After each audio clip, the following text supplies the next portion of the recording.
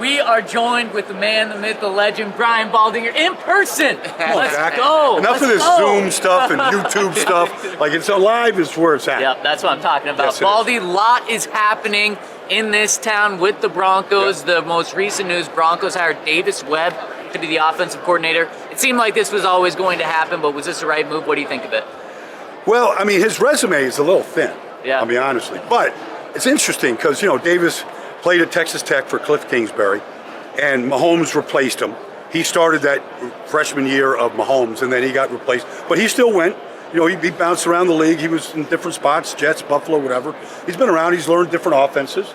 And so I just think sometimes, look, Joe Lombardi's been there with forever, basically.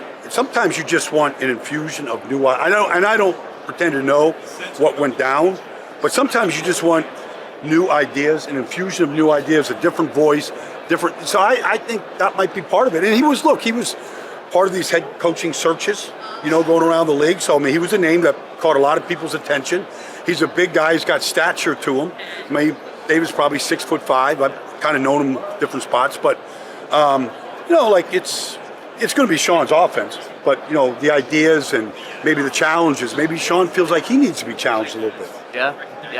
Yeah, Broncos have two linemen up for Protector of the Year, the inaugural Protector of the Year with Quinn Miners and Garrett Bowles. First of all, what do you think of those two? If you had to vote, which way do you go? I don't want to do that. No, I feel like Garrett never gets. Yeah, I am too good of a guy. But I'm a Quinn Miners guy. I'm a Quinn Miner, and always have been. And it's not to knock Garrett. Garrett had a solid season. They had a good year, good couple of years. All he wanted to do was win. They're winning now, so that's good for him. Like, it feels better on Mondays, coming after these wins. But I was with Deion Dawkins this summer at Offensive Line Masterminds, and it just had been announced, and he really was, the guy that was really kind of driving the whole thing. And so I don't know how many teams would get two nominees, right? I mean, that's the thing. Yeah. Maybe you could split it if there are two guys on one team, but I would think that most teams would just have one guy, but to have two is probably a credit. When you think about Webb, Sean promoting him to offensive coordinator, do you think Sean will be willing to give up play calling this season, or is it a gradual handoff? No. It may be gradual, but I don't think he's ever going to give it up. I remember, this is another era, but I remember Mike Holmgren was asked the same thing. Like, Mike Holmgren he liked calling plays. That was his thing. And I think Sean loves calling plays. I think he loves designing plays.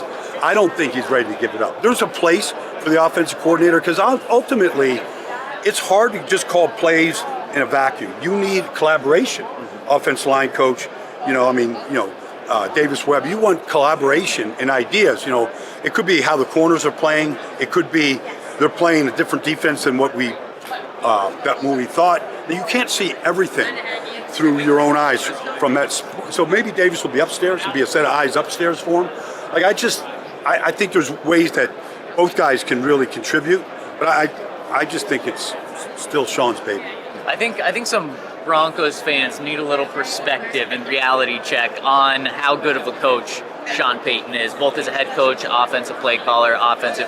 Can you just speak to how good he is? Because some fans, and I understand, week in and week out, you get a little picky on things, but how good of a coach is he from an outside perspective? Well, I mean, if you look at, you just look at the fact that Bo Nix came in, he wasn't the first pick or the second pick or anything like that. He'd never had a first-round pick that he had to work with. This was new for him, to break in and develop a quarterback on the fly. He's never had to do that before.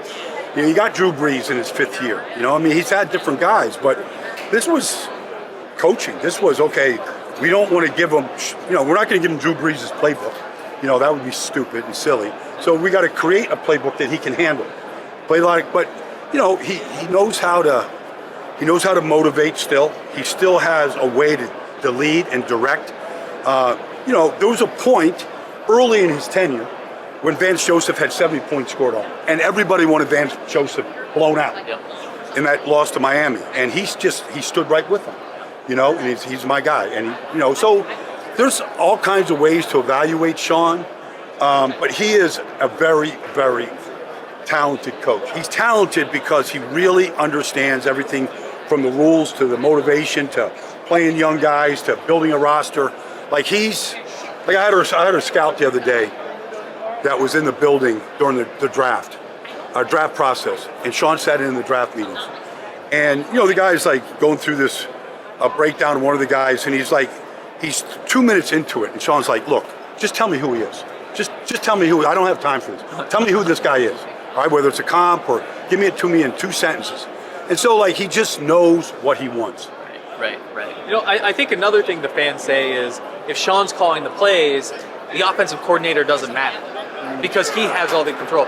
That's not true though, because obviously offensive coordinator is still important even if he's not the one making those decisions on game days. What are the roles that the offensive coordinator has if it's Sean who's... Well, it'll be interesting to see. Is he going to be upstairs or downstairs? Right. If he's upstairs, there's a real role. It could be personnel groupings. It could be where the corners are lining up or the inside, outside. What's the shade? Is the defensive line stemming? You could see a lot of these things from upstairs. Why coordinators like to be up there. The downside is you're sort of detached from the quarterback, the receivers, things that have to get fixed, right there in the spot.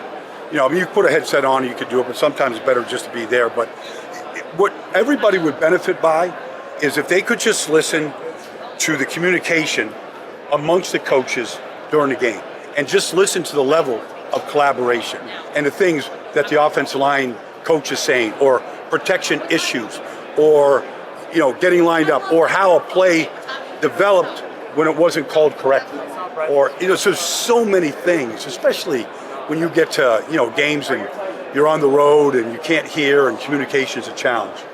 You've been around the game a really long time.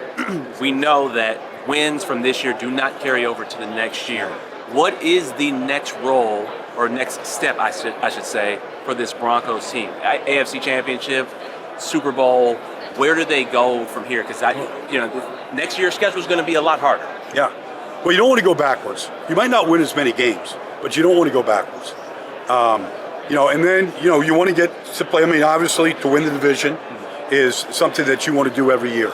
You're getting a home playoff game. There's a lot of things. That you're in the dance, and then you go from there. So the next thing really is, everybody would tell you this, they got it this year. You still want home field. I know they lost their backup quarterback, one bad play, kind of turned things around, but you still want everything to go through Denver. That's your goal, is to win the division and to be the number 1 seed. What's the next step for Bo Nix? Well, all these quarterbacks can develop. All of them can develop. It could be accuracy.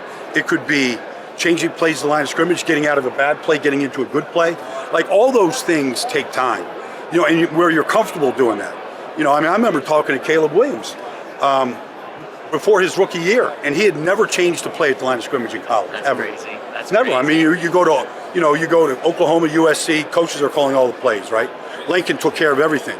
So now he's being asked to, are we running it against a light box? What run are we calling? It was new to him. It wasn't that he couldn't do it, but it was new, and so he had to get comfortable doing that. And then for the Broncos to take that next step that you're talking about, continue to grow off of it, what do you think they need this offseason to address the most? We heard Garrett Bowles last week say that they need playmakers on the offensive side. Is that where you go? Yeah, I think, they brought in Evan Ingram. He didn't really flourish the way I think maybe people thought. He was a free agent, and he was a pickup, and he'd had a couple of good seasons, one in New York, one in Jacksonville, but he really didn't really have the size that Jimmy Graham had in New Orleans, where it was just throw it up on top of the rim, let him go get it. Sean's maniacal about red zone and scoring in the red zone. And when you have somebody like that, sometimes if you could just throw it up like they did to Devontae Adams all year, you could just finish the drives. I think tight end. Look, Cortland Sutton is a great person. He had a good year.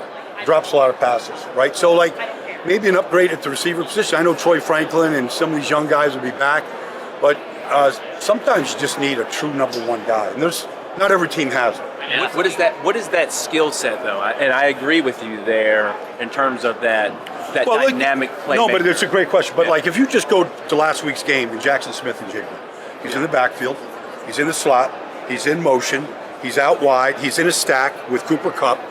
There's so many different, when you get a guy of that caliber, route runner, okay, not everybody's a good route runner, Hands, one-handed catch just going off the sideline like it was nothing. Like the jumping, he jumped and caught a pass in the end zone, landed up out of bounds. He still just went up and just took it out of the sky. Like when you have a true number one like that, you can, he had that with Michael Thomas. He didn't have the athletic ability, but he had 149 catches one year for Sean. He had his Twitter handle was, "You can't guard Mike," and it was truly true. Drew just could put the ball anywhere and he would go get it. And I feel like that's a number one. One of the guys at Broncos country is really wanting, I think it's impossible to happen, but it's Justin Jefferson. From a Broncos perspective, what would you be willing to give up to go get him? Well, it probably, in NFL history, you'd probably have to give up 2 ones. Yep. I'm thinking. Would you do that? For Justin Jefferson, I would. Yep. I think he wants to change. I think he wants to change the pace. He's been paid. He's been the league's best, but he hadn't done anything in the postseason. And he's into his career now. Like I would give up 2 numbers. He's just that good. Like I always said about Justin, even when he came out of LSU, like he's got a plan to get open, and then he's got a plan after the catch. Like he is a smart guy and a great guy. Like you never have to worry about Justin Jefferson. He'll do everything that a team needs, the face, whatever. But that guy, I think, changes the game.